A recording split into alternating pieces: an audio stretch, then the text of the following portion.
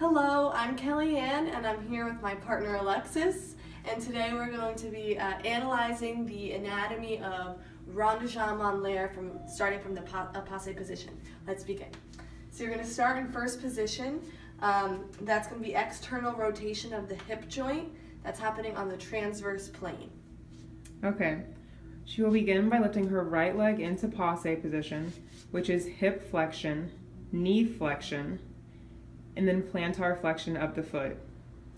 Then she will develop her leg to the front, her hip remains in flexion, her knee is now going into extension, and her foot remains in plantar flexion.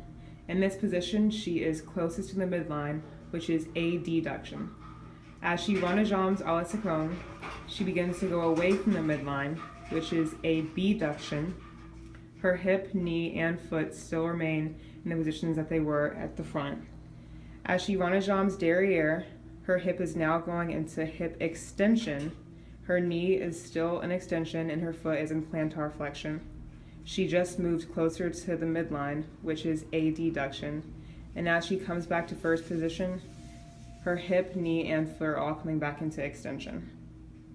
And the entire time that this is happening, we are using circumduction of the hip joint. That's only possible on the hip joint and the shoulder joint because we're using flexion, extension, abduction, and adduction. Also, anytime flexion and extension is happening in the hip or the knee or in plantar flexion, that is happening on the sagittal plane. I'm also using my erector spinae muscle groups of the spine to keep me upright and to also allow for full extension of the spine. Thank you so much for your time. You heard it here first with Kellyanne and Alexis, rond de jambe en l'air.